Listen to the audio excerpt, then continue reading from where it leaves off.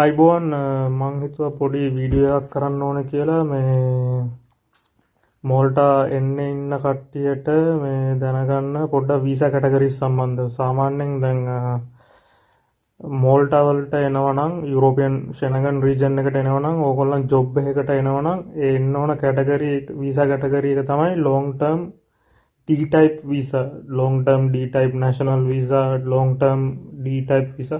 D type visa එකකින් තමයි එන්න ඕනේ. එතකොට D type visa එකකින් එනකොට ඒක ඔයාට visa එක ගහන්නේ දවස් 90කට ගහනවා. එතකොට ඔයාට දවස් 90 ඇතුළත මේ TRC එක ගන්න බැරි වුණා හරි මොනවා හරි යම්කිසි ડોකියුමන්ටේෂන් වල ප්‍රශ්නයක් වුණොත් ඔයාට ආපහු තව දවස් 90කට එක්ස්ටෙන්ඩ් කරන්නත් ඔයාට chance එක තියෙනවා.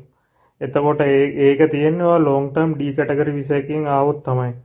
ඊළඟ දේ තමයි long term D category visa එකකින් આવොත් විතරයි ඔයාට job එක ඒ කියන්නේ ඒ visa category එකේ විතරයි ඔයාට single entry permit එක මේ single work permit එක මේ හම්බෙන්නේ. එතකොට ඒකෙදි විතරයි ඔයාට job එකකට මේ එන්න පුළුවන් ඒ category visa එකෙන් විතරයි. ඊට පස්සේ ඒක process වෙද්දී අවසානට මේ ඒ කියන්නේ මෙහි තියෙන ඩෙන්ටිටා කියලා ආයතනයක් ඒකෙන් තමයි වීසා ප්‍රොසෙස් කරන්නේ. එතකොට ඒ ප්‍රොසෙස් වෙද්දී ඔයා long term D type visa category එකෙන් ඇවිල්ලා නැත්නම් ඔයාට TRC එක ගන්න බැරි වෙනවා. ඔන්න ඔය වගේ ප්‍රශ්න වෙච්ච අය තමයි ඔය මේ ඇවිල්ලා කෑ ගහන්නේ මේ වීසා එක හම්බුන්නේ නැහැ, කාඩ් එක හම්බුන්නේ නැහැ, තාම ඉන්නවා මාස 6ක් ඉන්නවා, 7 ඉන්නවා, 8 ඉන්නවා, තාම නැහැ අරකයි මේකයි කියලා. ඒන්න දැනගෙන එන්න මේ දැන් සාමාන්‍ය වීසා කැටගරිස් උදාහරණයකට මම chat GPT එක ඕනනම් ගහලා බලන්න පුළුවන්. ඔයගොල්ලන්ට සාමාන්‍ය කැටගරි A කියලා තියෙනවා. එතකොට ඒවා එයාපෝට් ට්‍රාන්සිට් වීසා. එතකොට ටුවරිස්ට් විසිට් වීසා එකකින් එනවනම් ඒක කැටගරි C. එතකොට කැටගරි C එකෙන් දැන් ගොඩක් අය කරන්න ඔය විසිට් වීසා එකෙන් මම දැන් මේ ළඟදිත් දැක්ක එක ගෲප් එකක දාලා තිනවා මේ එක්කෙනෙක් එයා දැන් එන්න හදනවා මේ විසිට් එකකට. එතකොට මේ පස්සේ දැනගත්ත විසිට් එකකට කියලා.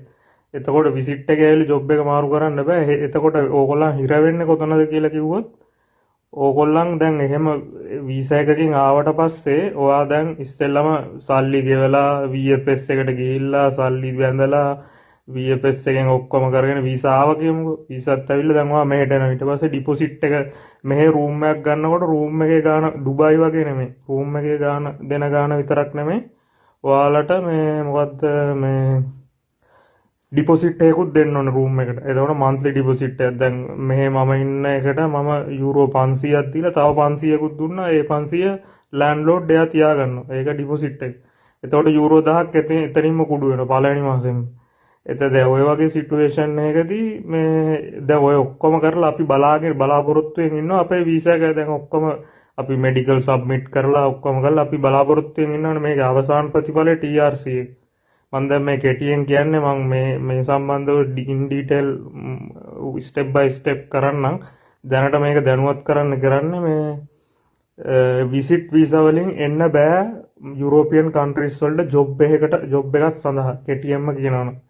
එතකොට ඩුබායි වලත් කලින් ඉස්සර ඩුබායි වල විසිට් එකේ එන්න පුළුවන්. දැන් ඊට පස්සේ ඒගොල්ලොත් ඒ රූල් එක වෙනස් කරානේ විසිට් වලින් ඇවිල්ලා ජොබ් වලට චේන්ජ් වෙන්න බෑ කියලා. මෙහි තියෙන්නේ ඒක ඉස්සර ඉඳන්ම තියෙන එක. චේන්ජ් ඔෆ් එම්ප්ලොයර් කරන්න බෑ විසිට් එකෙන් ඇවිල්ලා.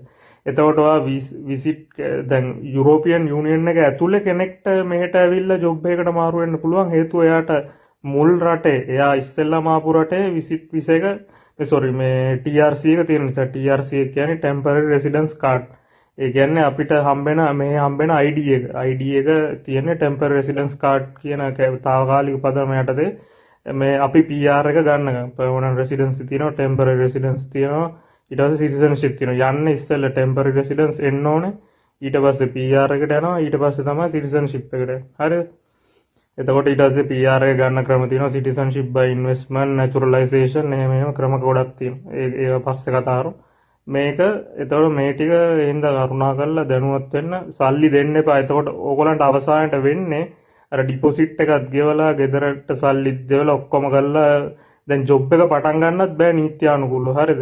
අර TRC එක නෙමෙයි ඔයාලට බයෝමෙට්‍රික්ස් එකට මේ ඒ කියන්නේ බයෝමෙට්‍රික්ස් වලට එන්න කියලා ලියුමක් එනවා. ඒ ලියුම එනකන් ඒ කියන්නේ ඊමේල් එකක් එන්නේ. ඒක එනකන් ඔයාට නීත්‍යානුකූලව වැඩ කරන්නත් බෑ. ඒ කියන්නේ බයෝමෙට්‍රික්ස් දෙන්න ගියාට පස්සේ ඔයාලට දෙනවා බ්ලූ පර්මිට් එක. ඒකේ තමයි ඔයාලට මේ ඒක අතට හම්බුනාට පස්සේ තමයි ඔයාලට ලවුඩ් වෙන්නේ මේ රට ඇතුලේ වැඩ කරන්න. එතකොට ඒක අතට හම්බ වෙනකන් ඔයාලට මේ ජොබ් එක කරන්න බෑ. එතකොට ජොබ් එකක් කරන්න නැතුව දැන් ඔයා ඩිපොසිට් එකත් අරයට ගෙවලා ඉවරයි. ඊට පස්සේ රූම් රෙන්ට් එකත් කියලා දැන් ඔයා ඉන්නව බලාගෙන. අවසානට ඔයාලට පත්තු වෙන්නේ මේ අරක පර්මිට් එක රිජෙක්ට් වෙලා එනවා. ඒ කියන්නේ ඔයාලට බයෝමෙට්‍රික්ස් ඉන්වයිට් කරන්න ඒගොල්ලෝ ඔයාලට ඒකත් මෙහෙ එන කාලයක් යනවා සමහර ලාවට. ඔයා මාස 3-4 බලන් ඉන්නව වෙලා. එතකොට වීසාත් ඔයාගේ එන්ට්‍රි වීසා එක එක්ස්පයර්ඩ් වෙලා. එතකොට දැන් මාස එන්ට්‍රි වීසා එක වැලිඩ් මාස 3කට විතරයි. ඔය මාස 3 ඇතුළත ඔයා ID එක හදාගන්නත් ඕනේ. එහෙම නැත්තම් ඔයා තව මාස 3කට එක්ස්ටෙන්ඩ් කරන්න ඕනේ. එතකොට ඔයාට මටත් උනේ ඒ විදිහේ සිටුේෂන් එකක්. ඒකයි මම මේක පැහැදිලිව කියන්නේ. මගේ වර්ක් පර්මිට් එක එක්ස්පයර් වුණා. ඒක මගේ වැරද්ද.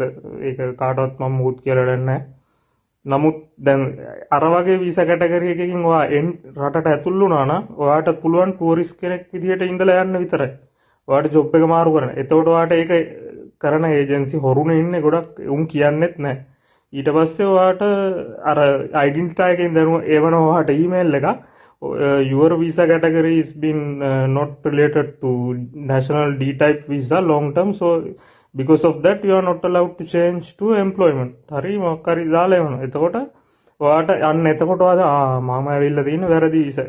එතෙන්ට එනකන් ඔයා දැන් එතකොට ඔයාගේ අර ඔක්කොම හම්බවරු සේසතම ඉවරයි. වැඩක් නැහැ. එතකොට ඔයා ආපහු අනිවාර්යෙන් එතනින් එහෙම වුණාම ඔයාට ඕනනම් අපීල් කරන්න පුළුවන්. අපීල් කරාට වැඩක් නැහැ. ඔයා මෙහෙ අපීල් කරන්න පුළුවන්. සමහර ඒ වගේ සිටුේෂන් වීසා අපීල් එකක් දාන්න පුළුවන්. වීසා අපීල් එකක් දැම්මට වැඩක් නැහැ. ඒක ඔයාගේ නෙග්ලිජන්ස්. එතකොට වීසා අපීල් එකක් දාලා ඔයාට රට ඇතුලේ තව කල් ඉන්න පුළුවන්. නමුත් රටින් ඒ රට ඇතුලේ වැඩ කරන්න තහනම්. රට ඇතුලේ ඉන්න පුළුවන්. ඒ කියන්නේ අපීල් එකේ රිසල්ට් එක එනකන් ඉන්න පුළුවන්. අපීල් ඉතින් ඇදිලා යනවා මාස 6 8 10 අවුරුද්ද පවා යන අය ඉන්නවා.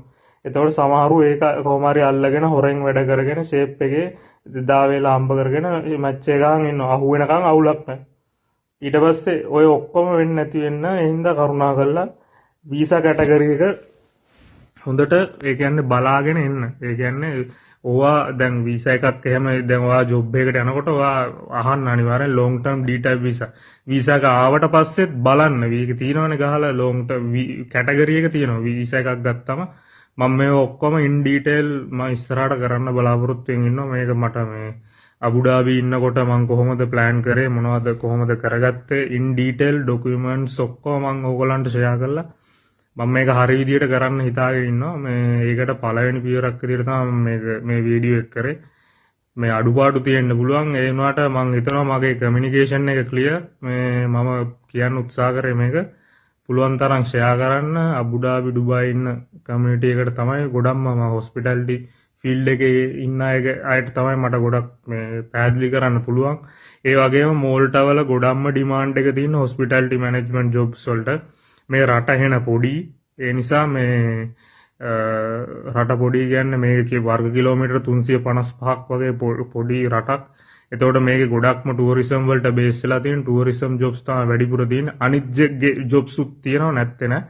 ඒ වුණාට ගේමින් ඉන්ඩස්ට්‍රි දැන් මේ මෝල්ට ඇවිල්ලා ගේමින් කරන කම්පැනිස් වලට උදාහරණ විදිහට බෙට්සන් ඒ කියන්නේ ගේමින් විතරක් නෙමෙයි අපි මොනවද බෙටිං සයිට්ස් බෙට්සන් ගෲප් එක උදාහරණයක් විදිහට ඉන්ටර් මිලාන් එකේ මේන් ස්පොන්සර් ඉන්න බෙට්සන් ගෲප්. එතකොට ඒක වර්ල්ඩ් වයිඩ් කම්පැනි එකක්. bet365 ඔය ඒ සම්බන්ධ බෙටිං කම්පැනිස් ගොඩක් මෙහි රෙජිස්ටර්ලා ඉන්න මෙහි හෙඩ් ඔෆිස් තියෙන සමහර කම්පැනිස් වල. එතකොට ඒ ගේමින් වලට අදාළව කස්ටමර් සර්විස් ජොබ්ස් ඒ සම්බන්ධව ගොඩක් තියෙනවා. ඊට පස්සේ යොට්ස් වල මේ ගොඩක් මේ මරීන එක මේ සාමාන්‍ය මේ අයිලන්ඩ් එක නිසා ගොඩක් යොට්ස් තියෙනවා. එතකොට ඒවයි සමහර වෙලාවට ජොබ්ස් හොයාගන්න පුළුවන්. ඒ වගේ ඒ කැටගරිස් වල ජොබ්ස් තියෙනවා.